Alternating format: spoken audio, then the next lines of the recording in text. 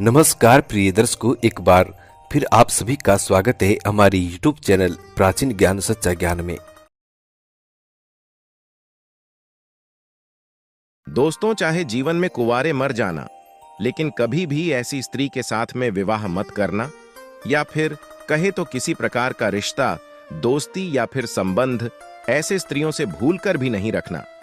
दोस्तों, आज आप जीवन की एक ऐसी सच्ची कहानी से रूबरू होने वाले हो जिससे आपको अपने आसपास के स्त्रियों के बारे में ऐसी राज पता चलेगी जिसे सुनकर आपका रूह कांप जाएगा।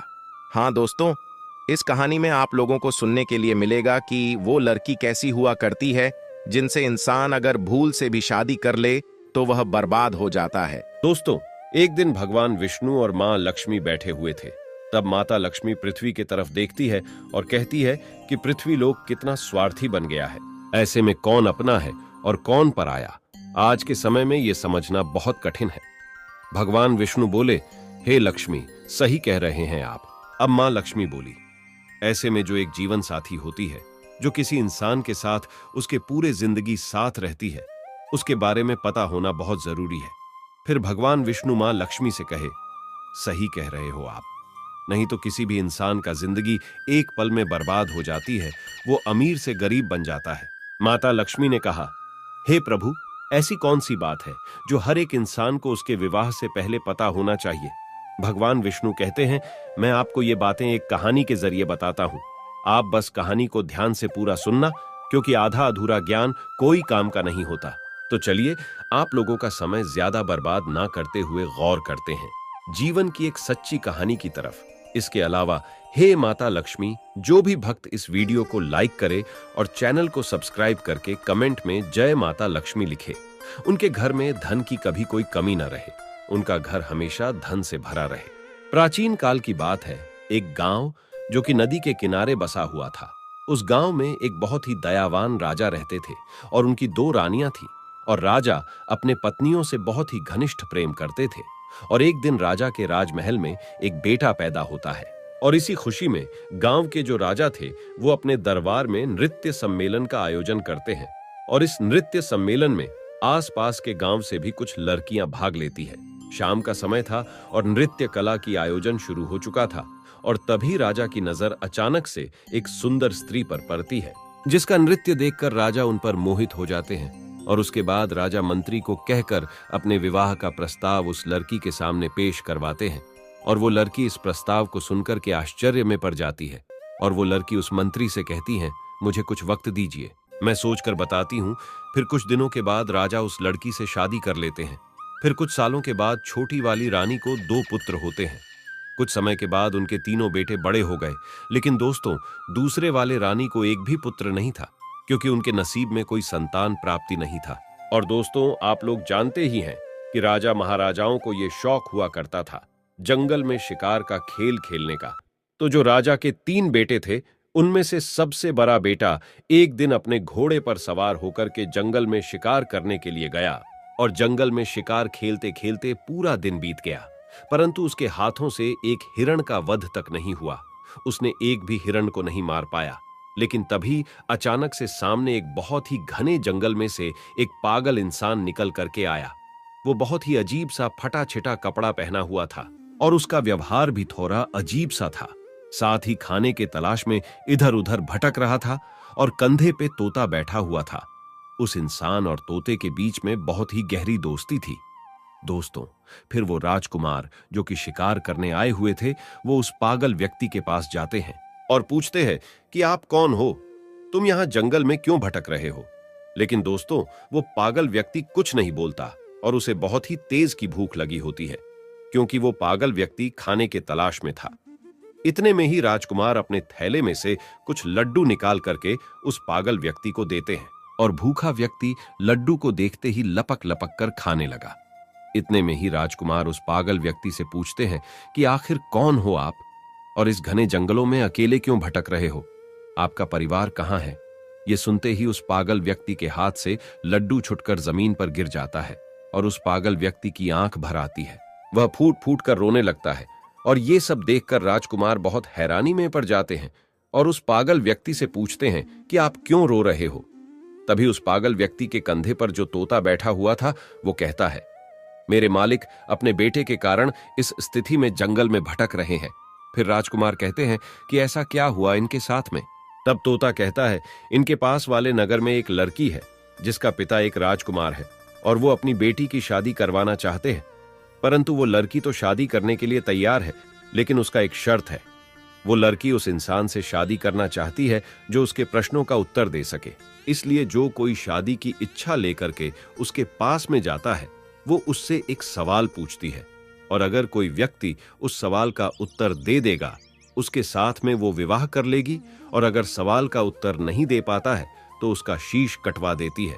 और इसी चक्कर में इनका एक पुत्र था जो कि उस स्त्री के द्वारा मारा गया, और मेरे मालिक यह सदमा बर्दाश्त नहीं कर पाए और अपना मानसिक संतुलन खो दिए, और इसी वजह से इनका राज्य भी अब उस स्त्री के कब्जे में है। इतना बात होते ही वो व्यक्ति वहां से चला जाता है, और यह सारी बात सुनकर राजा के दिल और दिमाग में उस राजकुमारी वाली बात बैठ जाती है, और वापस शिकार पर से महल के तरफ लौटते समय भी पूरे रास्ते उसी राजकुमारी का ख्याल उस राजकुमार के दिमाग में चल रही थी। राजा जब लौट करके अपने घर आए तो घर आकर के रात्रि में लेटकर आराम तो कर लिया, लेकिन सुबह में भी वही राजकुमारी के ख्यालों में डूबे हुए थे। अब राजा से रहा नहीं गया और वो शीघ्र ही अपना घोड़ा उठाते हैं और उस राजकुमारी के महल की तरफ चल देते हैं। और तभी राजकुमार के माता पिता उनसे पूछते हैं कि बेटा कहां जा रहे हो। तब राजकुमार कहता है कि हमारे बगल वाले राज्य में एक राजकुमारी रहती है और वो विवाह करना चाहती है, परंतु उस राजकुमारी का यह कहना है कि उसका कोई प्रश्न है कि जो कोई उसके प्रश्न का उत्तर दे देगा वो उसके साथ विवाह कर लेगी, और जो नहीं दे पाता उसका सर कटवा देती है। अब तक उसके चक्कर में कई लोग मारे गए हैं और कई राज्यों को वो स्त्री अपने कब्जे में ले रखी है। ये सुनकर राजकुमार के माता पिता ने राजकुमार को बहुत रोकने की कोशिश की, परंतु राजकुमार उनका एक भी नहीं सुना और राजकुमारी के महल की ओर निकल जाते हैं। महल पर पहुंचते ही राजकुमार ने विवाह का प्रस्ताव रखा तो राजकुमारी कहती हैं कि मैं आपसे विवाह करने के लिए तैयार हूं, परंतु आपको मेरे एक प्रश्न का उत्तर देना पड़ेगा, तभी मैं आपसे विवाह कर पाऊंगी, और अगर आप मेरे प्रश्नों का उत्तर नहीं दे पाते हैं तो आपका सर कटवा दिया जाएगा। राजकुमार ने इस शर्त को स्वीकार कर लिया और बोला, राजकुमारी पूछिए, आपका क्या प्रश्न है? मैं आपके प्रश्नों का उत्तर देने के लिए तैयार हूं। फिर राजकुमारी अपना वह एक प्रश्न पूछती है जो अभी तक कई लोगों से पूछती आ रही थी, और जब राजकुमारी ने प्रश्न पूछा तो वो राजकुमार देखता रह गया। जब उत्तर नहीं आया तो राजकुमार का शिष्य कटवा दिया गया। दोस्तों, ऐसा कौन सा प्रश्न था जो कि राजकुमारी पूछती थी, लेकिन कोई भी इनके प्रश्नों का जवाब नहीं दे पाता था? इसके बारे में आपको आगे वीडियो में जरूर पता चल जाएगा कि राजकुमारी ऐसा क्यों करती थी, क्यों हर वो व्यक्ति जो राजकुमारी से शादी करना चाहता था उससे वही एक सा प्रश्न पूछा करती थी। जब बड़े वाले भाई मारे गए तब बड़े से छोटा दूसरे नंबर के राजा ने विचार किया कि वो राजकुमारी के पास जाएगा और अपने भाई का बदला लेगा, परंतु जैसे ही राजकुमारी उसके सामने आती है तो वो राजकुमार उस राजकुमारी को देखकर उन पर मोहित हो जाते हैं और खुद में सोचते हैं कि ये कितनी सुंदर स्त्री है, काश मैं इनसे विवाह कर पाता। लेकिन फिर राजा राजकुमारी से कहता है, मेरे बड़े भाई कहां हैं? तो राजकुमारी कहती हैं कि मुझे इसके बारे में कुछ नहीं पता। ये सब सुनकर राजकुमार फिर से सोच में पड़ जाते हैं। तब राजकुमारी राजकुमार से कहती हैं, क्या सोच रहे हो? तब राजकुमार कहता है कि आप कितनी सुंदर हो, मैं आपसे विवाह करना चाहता हूं। तो फिर राजकुमारी कहती हैं, मैं आपसे विवाह तो कर लूंगी, लेकिन मेरा एक प्रश्न है, पहले आपको उस प्रश्न का उत्तर देना पड़ेगा। तो राजकुमार कहता है कि ठीक है, आप अपना प्रश्न पूछो। लेकिन दूसरे वाले राजकुमार भी उनके प्रश्नों का उत्तर नहीं दे पाते हैं और उनका भी सर कटवा दिया जाता है। इसी प्रकार उस विवाह के चक्कर में उस राजा के 3 लड़के थे, उनमें से 2 लड़के मारे गए। अब बचा सबसे छोटा वाला, वो भी अपने घोड़े को लेकर राजकुमारी के महल की ओर चल देता है। उनके माता पिता ने उन्हें रोकने की बहुत कोशिश की, लेकिन छोटे वाले भाई इनकार करते हुए कहता है, हम जा रहे हैं उस हत्यारी राजकुमारी से अपने भाइयों का बदला लेने, या तो मैं उस हत्यारिन से बदला लेकर के आऊंगा, अन्यथा आप ये समझ लेना कि आपका कोई बेटा था ही नहीं। उनके माता पिता ने उन्हें बहुत रोकने की कोशिश की, लेकिन वो बदला लेने के चक्कर में चल देता है। रास्ते में जाते जाते उस लड़के ने विचार किया कि जैसे मेरे भाई गए थे, अगर वैसे मैं गया तो मैं भी मारा जाऊंगा, लेकिन जाऊंगा तो जरूर। पर कुछ सोच समझने के बाद उसने क्या किया कि उस राजकुमारी की महल से थोड़े हटकर एक बगिया थी। उसने अपने घोड़े को वहीं पर छोड़ दिया और उस बगिया के अंदर चला गया। और राजकुमारी वहां पर उस शांत वातावरण में विश्राम करने के लिए आया करती थी। अब उस बगिया में एक सरोवर था और उस सरोवर के किनारे वह राजकुमार एक आम इंसान के वेशभूषा में खड़ा था। जी हां दोस्तों, सभी लोग बड़े ध्यान से सुनना, यह बहुत ही अलौकिक कहानी है। दोस्तों, राजकुमार सरोवर के किनारे खड़ा था और तब राजकुमारी अपने कुछ सहेलियों के साथ बगिया में आई। और कुछ समय बाद राजकुमारी अपने एक सहेली से कहा कि हमें पानी लाकर दो, हमें बहुत तेज प्यास लगी है। अब उस राजकुमारी की बात को सुनकर उसकी एक सहेली ने हाथ में बर्तन लेकर के उसी सरोवर पर जल लेने के लिए गई, जिस सरोवर पर वह राजकुमार आम इंसान के रूप में पहले से ही खड़ा था। उसने देखा तो उसके रूप को देखकर उन पर मोहित हो गई। वो राजकुमारी की सहेली फिर जल लेकर के आई और राजकुमारी को पिलाया। फिर तुरंत लौट करके सरोवर के पास चली गई और उसने जा करके उस राजकुमार यानी कि उस आम आदमी से कहती है कि आप कौन हो, यहां क्या कर रहे हो? मैं आपको देखते ही आपके रूप पर मोहित हो गई हूं और मैं शीघ्र ही आपसे विवाह करना चाहती हूं। फिर राजकुमार कहता है कि वो तो ठीक है, लेकिन आप कौन हो? फिर वो लड़की कहती है कि मैं राजकुमारी की सहेली गंगा हूं। ये सुन करके राजकुमार उस गंगा के साथ उसके घर चले जाते हैं और गंगा अपने आंगन में चारपाई बिछा करके उस राजकुमार को बैठा दिया और उसके बाद में भोजन करवाया और फिर कहती है कि आप क्या सोच रहे हो? आप विश्वास करिए, मैं आपको कभी धोखा नहीं दूंगी, क्योंकि मैं तुम्हारे रूप के ऊपर दीवानी हो चुकी हूं। मैं तुमसे प्यार कर बैठी हूं। जब इतनी बात उस राजकुमार ने सुनी तो वो राजकुमार रोने लगता है। राजकुमार के आंखों से आंसू की धारा बहने लगी और कहने लगा, मैं इसलिए सरोवर में घूम रहा था क्योंकि ये जो तुम्हारी राजकुमारी है इतनी हत्यारी है, जिसने अब तक कई लोगों के सर कटवा दिए हैं और उन्हीं में हमारे 2 भाई मारे गए। तो मैं अपने भाइयों का बदला लेना चाहता हूं। इसलिए मैं ये जानना चाहता हूं कि ये राजकुमारी कौन सा सवाल पूछती है। तब गंगा कहती है, वो तो हम आपको बता देंगे, लेकिन पहले आप हमसे वादा कीजिए कि आप हमसे शादी करेंगे। तो दोस्तों, गंगा ने एक तरफ तो राजकुमार से शादी करने का वादा करवा ली, वहीं दूसरी ओर उसे ये डर भी लगा था कि अगर हम इनको वहां जाने देंगे तो पता नहीं ये वहां से लौट करके आएंगे भी या नहीं। तो फिर राजकुमार गंगा से कहता है कि मैं जरूर तुमसे विवाह करूंगा। लेकिन राजकुमारी से अपने भाइयों का बदला लेने के बाद जब राजकुमार ने गंगा से इतना कहा तो गंगा को राजकुमार के ऊपर विश्वास हो गया। तो फिर गंगा ने राजकुमार को राजकुमारी के बारे में बताना शुरू किया और गंगा ने कहा कि वो हर एक इंसान से केवल एक ही प्रश्न पूछती हैं कि गुल सरोवर की क्या कहानी है। तब राजकुमार ने गंगा से कहा कि आपको अगर प्रश्न पता है तो इसका उत्तर भी अवश्य पता होगा, आप हमें इसका उत्तर सुना दीजिए। लेकिन गंगा तुरंत हाथ जोर करके बोली, हे महाराज, अगर मुझे उत्तर के बारे में मालूम होता तो चाहे कुछ भी हो, मैं आपको इसके बारे में जरूर बताती।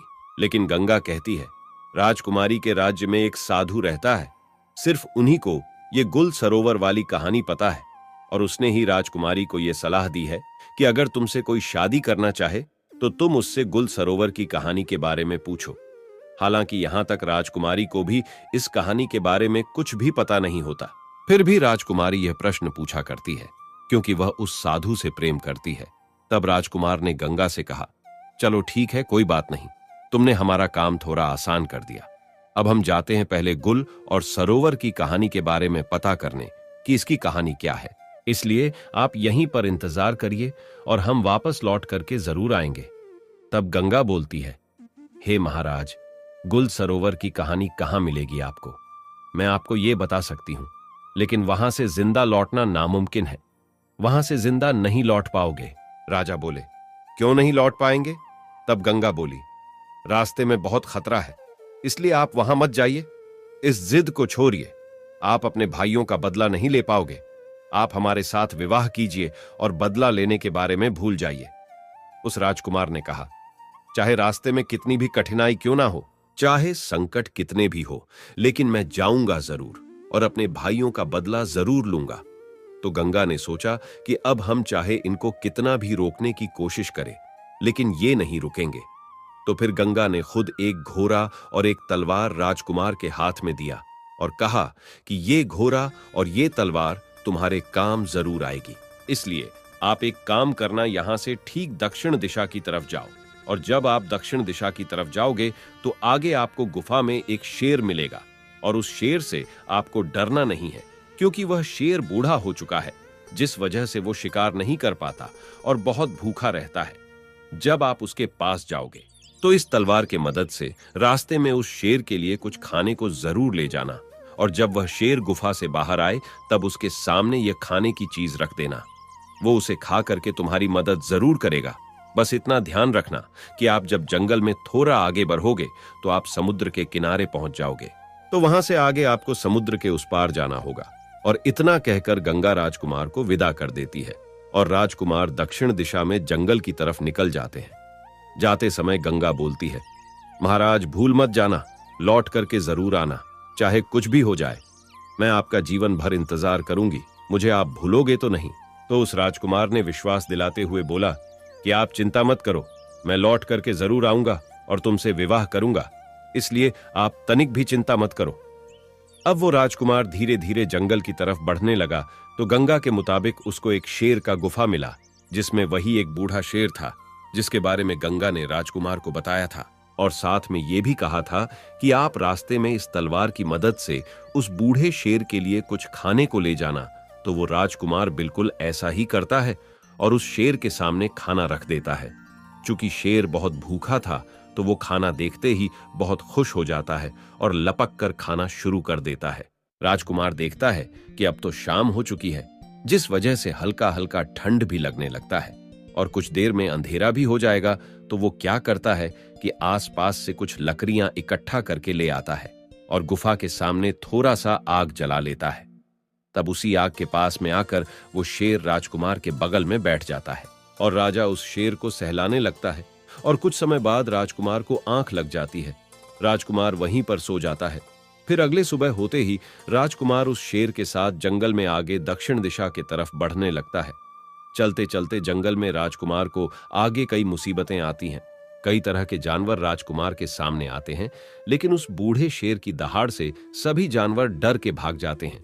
और इसी तरह राजकुमार उस बूढ़े शेर के साथ चलते चलते समुद्र के किनारे पहुंच जाते हैं, और पहुंचते ही देखते हैं कि थोड़े दूर पे एक व्यापारी कई हाथियों पे सामान लादकर कुछ सैनिकों के साथ समुद्र के तट पर खड़े हैं। अब वो राजकुमार उस व्यापारी के पास जाता है तो व्यापारी उससे पूछता है कि कौन हो आप, यहां क्या कर रहे हो। फिर राजकुमार अपने साथ बीती हुई घटना को उस व्यापारी को बताता है और कहता है, मुझे किसी भी तरह समुद्र के उस तरफ जाना है। इतने में ही व्यापारी देखता है कि समुद्र के उस पार से उसकी नाव आ रही है, जिस पे वह व्यापारी सामान को रखवाकर समुद्र के उस पार पहुंचवाया करता है। नाव के समुद्र के किनारे पहुंचने के बाद वह व्यापारी सामान को नाव पर रखवाता है, और इतने में वह राजकुमार उस व्यापारी से कहता है, आप कृपा करके मुझे भी इस नाव की मदद से समुद्र के उस पार पहुंचवा दें। फिर व्यापारी ने कहा, अगर अब इस नाव पर थोड़ा सा भी वजन बढ़ेगा तो यह नाव डूब सकती है, मुझे माफ करें, मैं आपकी मदद नहीं कर पाऊंगा। राजकुमार ने कहा, अब तो आप सब कुछ जानते हैं, मेरा समुद्र के उस पार जाना कितना जरूरी है। आप एक काम करिए, मेरे पास कुछ सोने के सिक्के हैं और ये गले की चेन, इसको आप रख लीजिए, परंतु मुझे इस नाव से जाने दीजिए। दोस्तों, वो व्यापारी बहुत ही लालची था, इसलिए वह राजा के दिए हुए सोने की सिक्के और उसकी चेन रख लेते हैं और नाव से सैनिक के द्वारा कुछ सामान उतरवा के राजा को उस नाव पर जाने देते हैं। और इसी तरह राजकुमार उस नाव पर बैठकर समुद्र के उस पार गुल और सरोवर की कहानी के तलाश में निकल जाते हैं। ठीक 15 दिन बाद राजकुमार समुद्र के उस पार एक नगर में पहुंच जाते हैं और नगर में गुल और सरोवर की कहानी के तलाश में इधर उधर भटकने लगते हैं। और देखते देखते वो राजकुमार एक राज्य में पहुंचते हैं, और जिस राज्य में वो पहुंचे उस राज्य का नाम गुल होता है और वहां के राजा का नाम सरोवर था। वहां पर पहुंचकर राजकुमार देखता है कि सरोवर नाम के राजा के राज्य में नृत्य कला होता था और वहां पर कई लोग आया करते थे, संगीत बजता था, नृत्य कला होता था। सभा में चारों ओर आनंद का माहौल रहता था और राजकुमार ने क्या किया कि उन्हीं लोगों के बीच में जाकर बैठ गया। अब 3-4 दिन लगातार वहां पर आता है और चुपचाप चला जाता है, लेकिन किसी से कुछ नहीं कहता। एक दिन सरोवर नाम के राजा की नजर उस पे पड़ गई और सरोवर नाम के राजा ने उसको उठाया। सभा के अंत में उससे कहा, मैंने आपको देखा कि आप 3-4 दिन से आते हो, ना किसी से कुछ कहते हो और ना ही किसी से कुछ बोलते। आप इस राज्य के नहीं लगते हो। इससे पहले कभी यहां दिखाई भी नहीं दिए। कौन हो आप? क्या करना चाहते हो? राजकुमार को तो गुल और सरोवर की कहानी पता करनी थी और उन्हें अच्छी तरीके से पता था कि इस कहानी के बारे में सरोवर नाम के राजा को जरूर पता होगा। इसलिए राजकुमार सरोवर नाम के राजा से कहता है, महाराज, मैं कुछ संगीत गाना चाहता हूं। यह सुनकर सरोवर नाम के राजा उनसे बोलते हैं कि कौन सा संगीत? ठीक है, आप सुनाइए। और इतने में सरोवर नाम के राजा के इशारे पर पीछे से ढोल बजने लगते हैं और राजकुमार संगीत गाने लगते हैं। उस राजकुमार ने इतना सुंदर संगीत सुनाया कि पूरी सभा बैठी हुई वाह वाह करने लगी। राजा खुश हो गया और राजा ने खुश होकर के बोला, हम तुम्हारे इस गायकी से इतने खुश हैं, इतने खुश हैं कि आप चाहे तो कुछ भी मांग सकते हो। आप जो मांगोगे हम आपको वो जरूर देंगे, ये हमारा वचन है। फिर राजकुमार कहने लगा, महाराज ऐसा ना हो, मैं मांगू और आप अपना पैर पीछे खिसका ले, इसलिए एक काम कीजिए, आप रहने दीजिए।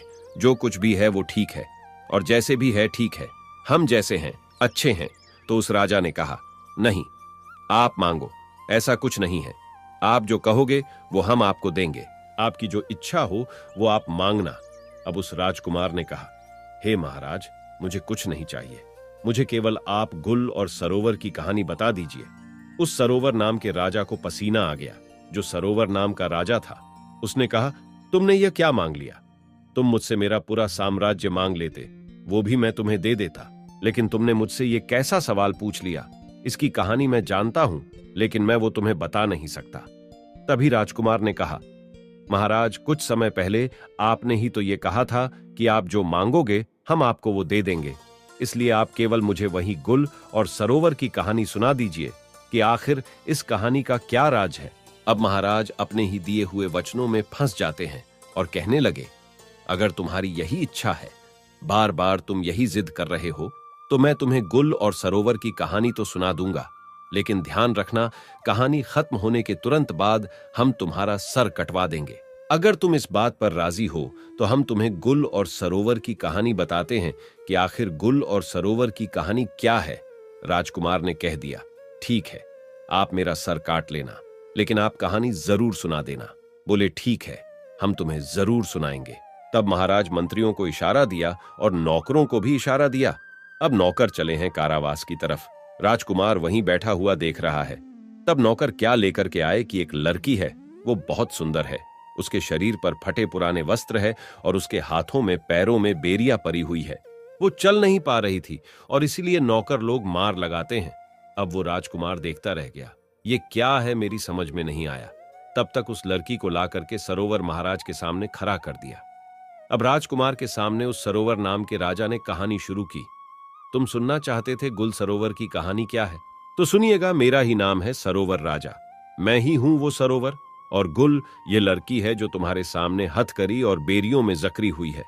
राजकुमार कहने लगा, महाराज, आप सरोवर और ये लड़की गुल, इसका मतलब आपकी ही कहानी है? महाराज ने बोला, हां, ये मेरी ही कहानी है। राजकुमार ने कहा, फिर तो आपसे अच्छी तरह और कौन बता सकता है? महाराज बोले, सुनो, हमारी कहानी क्या है। मैं विवाह से पहले एक बार जंगल में शिकार खेलने के लिए गया था, तो वहां ये लड़की अपनी सहेलियों के साथ बगिया में बैठी हुई थी।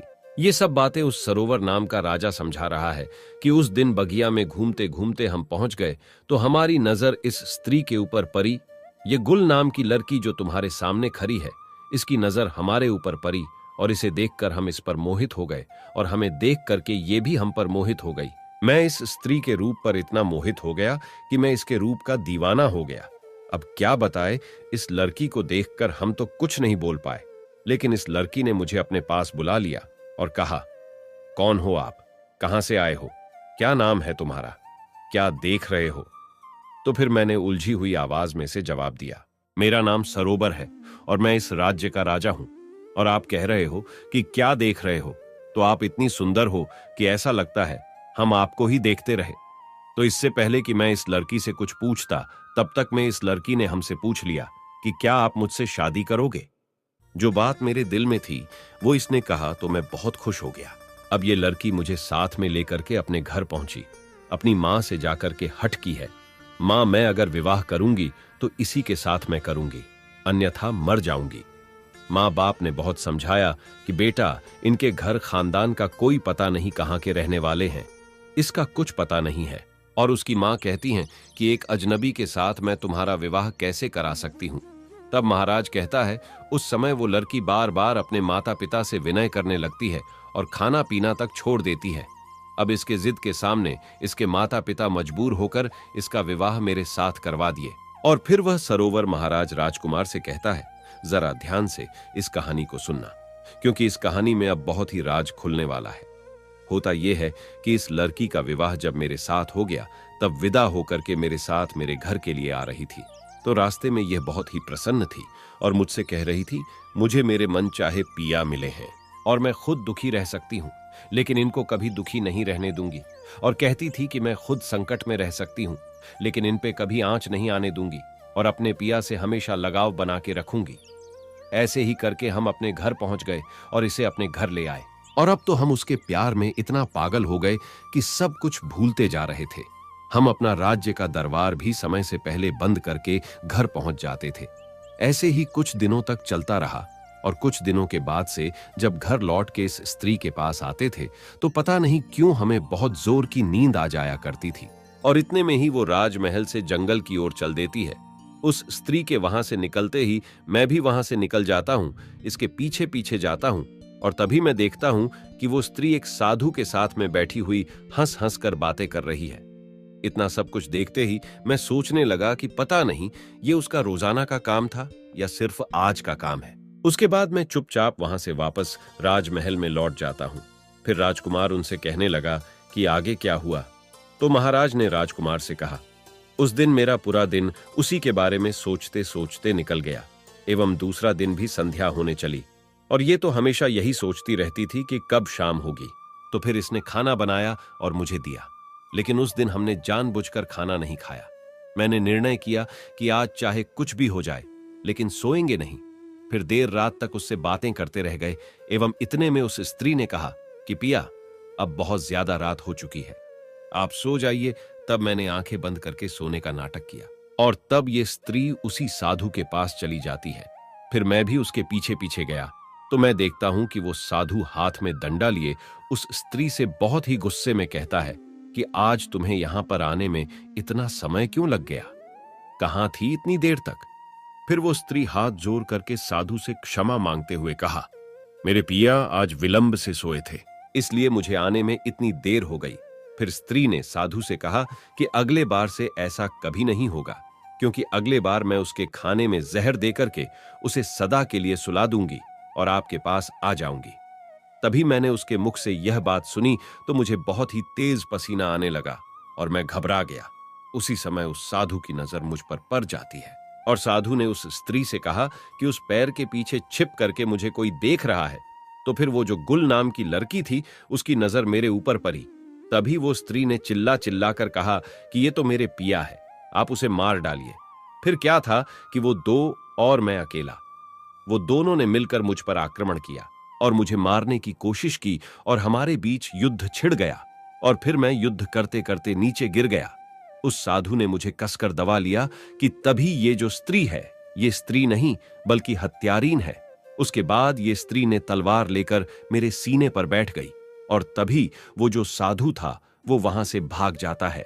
फिर मुझे कुछ समझ में नहीं आ रहा था कि मैं क्या करूं और जैसे ही ये स्त्री मुझे तलवार से मारने वाली ही थी कि इतने में महाराज उस राजकुमार से कहता है कि ये जो कुत्ता तुम सामने देख रहे हो, उस वक्त ये कुत्ता आता है और रानी पे काबू करके मेरी जान बचा लेता है।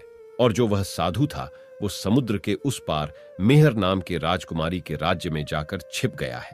राजकुमार को महाराज की पूरी बात समझ में आ गई और महाराज कहते हैं कि ये थी पूरी गुल और सरोवर की कहानी।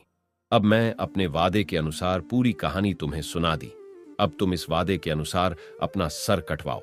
इतने में राजकुमार ने कहा कि महाराज आप मेरा सर काट लीजिएगा, लेकिन उससे पहले मुझे ये बता दीजिए कि उस रानी ने उस साधु को अपने राज्य में क्यों छिपने दिया, अब तक क्यों छिपा करके रखा है और जब राजकुमार ने ये कहा तो अब सरोवर महाराज जो है वो अपने ही दिए हुए वचनों में फंस गया एवं इस सवाल का जवाब नहीं दे पाने के कारण राजकुमार को छोड़ दिया और कहा, मैं तो तुम्हें छोड़ दे रहा हूं, लेकिन आज के बाद मेरे इस राज्य में कभी नजर नहीं आना। राजकुमार ये सब सुन के उस मेहर नाम के राजकुमारी के महल की ओर चल देते हैं। कुछ दिनों के बाद जब राजकुमार मेहर नाम के राजकुमारी के महल में पहुंचते हैं तो राजकुमारी से कहते हैं, मुझे आपसे विवाह करना है। फिर मेहर कहती है, आपको पहले मेरे एक प्रश्न का जवाब देना पड़ेगा, तभी मैं आपसे विवाह करूंगी, और अगर आप जवाब नहीं दे पाते हैं तो आपका सर कटवा दिया जाएगा। दोस्तों, अब राजकुमार को तो पहले से ही पता था कि राजकुमारी क्या प्रश्न करने वाली है, इसीलिए राजकुमार ने शर्त स्वीकार कर लिया और कहा, हां पूछो, क्या प्रश्न है तुम्हारा? मैं तुम्हारे प्रश्नों का उत्तर देने के लिए तैयार हूं, लेकिन तुम शायद इस कहानी को सुनने के बाद अपने क्रोध पर काबू नहीं कर पाओगे। अब राजकुमारी सोचती है कि आखिर ऐसा क्या है इस कहानी में जिसे सुनकर मैं क्रोधित हो जाऊंगी। राजकुमारी इस बात पर ध्यान नहीं देते हुए राजकुमार से कहते कि आप कहानी सुनाओ, क्योंकि राजकुमारी उस साधु के प्रेम में अंधी होती है। अब राजकुमार कहानी सुनाता है और जैसे ही कहानी पूरी होती है तो राजकुमारी कहने लगी, ऐसा क्या था इस कहानी में जो मुझे क्रोध आता? राजकुमार बोले, जिस साधु के प्रेम में तुम अंधी हो वो वही गुल सरोवर वाला साधु है जो वहां से भागकर समुद्र के इस पार तुम्हारे पास आकर छिपा हुआ है।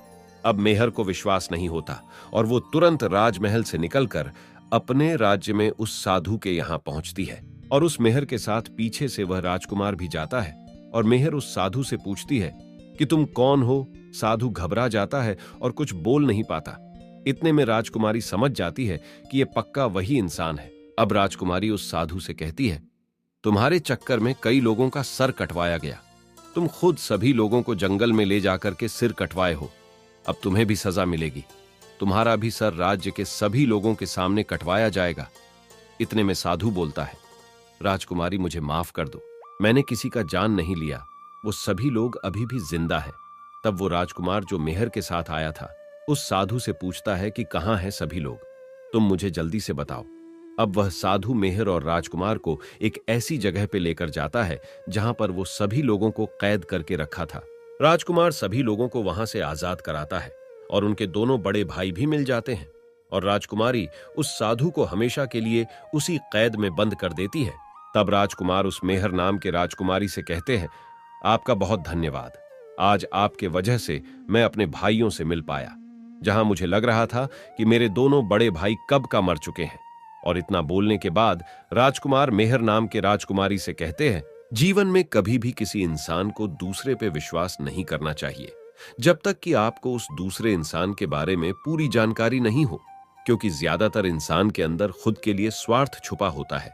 राजकुमार कहता है, जब कोई इंसान कभी कभी किसी परिस्थिति में चतुराई या चालाकी दिखाता है या दूसरों को बेवकूफ मानते हुए कोई अभिनय, ढोंग या पाखंड करता है तो इसे त्रिया चरित्र कहते हैं कि कैसे जब एक इंसान को अपना स्वार्थ दिखने लगता है तो वह अपने लोगों को भी बेवकूफ बनाकर अपना स्वार्थ को पूरा करता है और उसके साथ रहने वाले लोगों को इसके बारे में भनक तक नहीं लगता कि यह स्त्री या पुरुष त्रिया चरित्र की खेल कर रहा है।